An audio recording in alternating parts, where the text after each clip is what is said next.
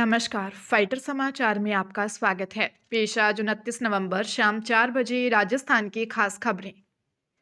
महाराष्ट्र में आगामी स्थानीय निकाय चुनाव को लेकर सुप्रीम कोर्ट ने अहम आदेश जारी किया है। ओबीसी आरक्षण के मुद्दे पर चुनाव रोकने की मांग वाली याचिका को अदालत ने खारिज कर दिया है और स्पष्ट कहा कि चुनाव प्रक्रिया तय समय पर ही पूरी होगी। हालांकि अदालत ने यह भी स्पष्ट किया है कि जिन 40 नगर परिषदों और 17 नगर पंचायतों में आरक्षण 50% से अधिक है, उनके चुनाव परिणाम सुप्रीम कोर्ट के अंतिम फैसले पर निर्भर रहेंगे। सुप्रीम कोर्ट ने कई वर्षों से लंबित स्थानीय निकाय चुनावों में 50% से अधिक आरक्षण के संबंध में एक महत्वपूर्ण आदेश पारित किया। कोर्ट ने राज्य चुनाव आयोग को निर्देश दिया कि जिन स्थानीय निकायों में चुनाव की अधिसूचना अभी जारी नहीं हुई है, वहां 50% से अधिक आरक्षण की घोषणा न की जाए। मुख्य न्यायाधीश सूर्यकांत और जस्टिस जयमाला बागची ने पीठ ओबीसी आरक्षण से संबंधित उन रिट याचिकाओं पर सुनवाई कर रही थी जिनमें स्थानीय निकायों में कुल आरक्षण की सीमा 50% से अधिक होने पर सवाल उठाए गए हैं। धौलपुर में एसीबी की बड़ी कार्रवाई हुई। एसीबी ने ऑफिस खुलते ही कृषि उपज मंडी सचिव कैलाश चंद्र मीणा को रिश्वत लेते रंगे हाथ धर लिया। एसीबी के सचिव ने 45,000 रुपए की रिश्वत राशि लेते पकड़ा। बताया जा रहा है कि कृषि उपज मंडी सचिव कैलाश चंद्र मीणा ने दुकान लाइसेंस के नवीनीकरण के एवज में 45,000 रुपए रिश्वत की मांग की थी। पीड़ित काफी समय से परेशान था। तंग आकर उसने शिकायत एसीबी में दर्ज करवाई। एसीबी ने शिकायत की जांच को सही पाया। इसके बाद एसीबी ने जाल बिछाया। एसीबी के बिछाए इस जाल में कृषि उपज मंडी सचिव फंस गए।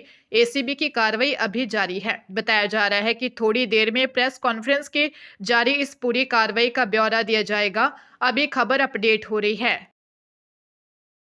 उदयपुर में हुई एक रॉयल वेडिंग को लेकर प्रवर्तन निदेशालय की जांच में बड़ा खुलासा हुआ है। टीम ने एक रैपिडो ड्राइवर के बैंक खाते से 331 करोड़ रुपए का ट्रांजैक्शन पकड़ा है। ड्राइवर के बैंक खाते से इतने बड़े अमाउंट के लेन देन को मनी लॉन्ड्रिंग से जोड़कर माना जा रहा है। इन रुपए का इस्तेमाल उदयपुर की होटल ताज अरावली में हुई एक शादी में हुआ था।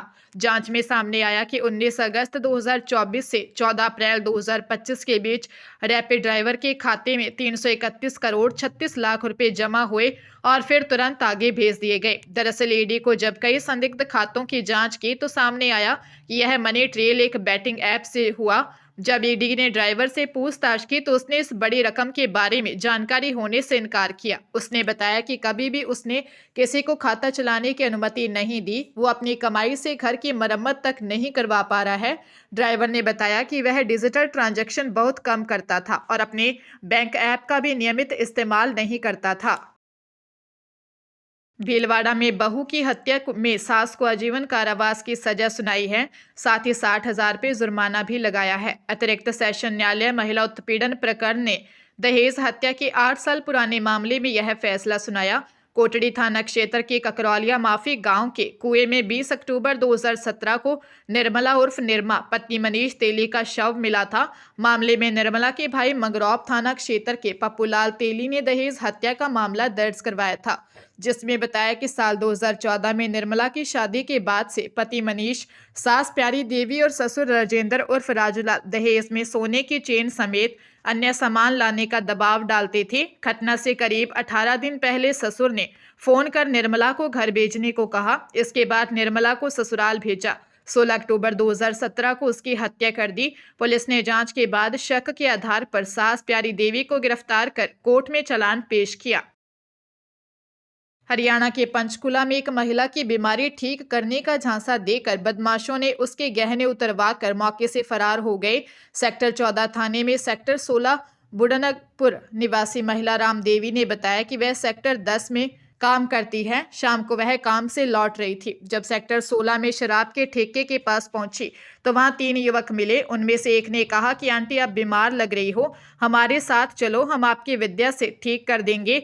महिला उनकी बातों में आ गई और उनके साथ चल दी। जब वे सेक्टर 15-16 की रेड लाइट के पास पहुंचे तो युवकों ने कहा कि वह अपनी सोने की चेन, कानों के कुंडल और चांदी की 2 पायल उतार कर अपने पर्स में रख लें, क्योंकि गहने पहनने से उनकी विद्या काम नहीं करेगी।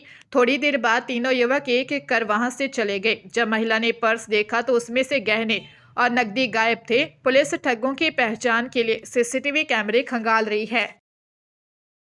अलवर में जमीन विवाद में महिला की गोली मारकर हत्या कर दी। 3 बिग्गा गैर खातेदारी जमीन को लेकर एक परिवार के 2 पक्षों ने हथियारों से एक दूसरे पर जानलेवा हमला किया, जमकर पथराव भी किया।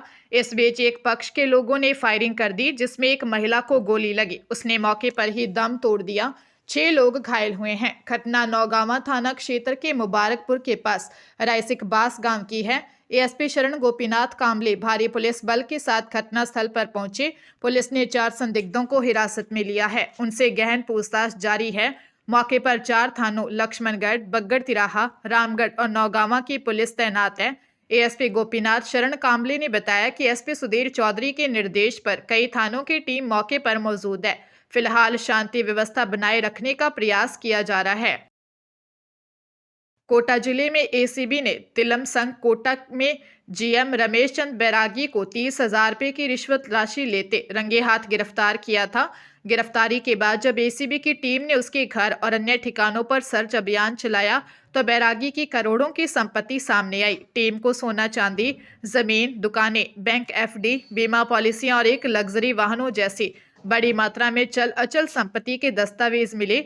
एसीबी कोटा के एसपी विजय स्वर्णकार ने बताया कि तलाशी के दौरान कुल करीब 1,60,00,000 रुपए मूल्य की संपत्ति के कागजात बरामद हुए हैं।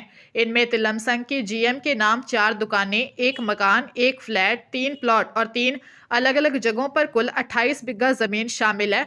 इसके अलावा घर से 250 ग्राम 41 मिलीग्राम सोना और 1760 ग्राम चांदी भी मिले, जिसकी कीमत लाखों रुपए आंकी जा रही है। एसीबी अब उसके आय, व्यय और संपत्ति के स्रोतों की विस्तृत जांच कर रही है।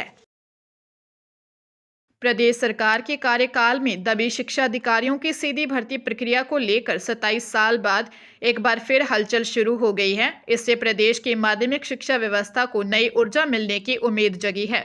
सब कुछ ठीक ठाक रहा तो जिलों में डीईओ और उनके समकक्ष पदों पर बुजुर्गों के साथ करीब 250 अनुभवी युवा शिक्षक शिक्षा विभाग की कमान संभालेंगे। इससे विभागीय निर्णय क्षमताओं के साथ नवाचारों में वृद्धि होगी।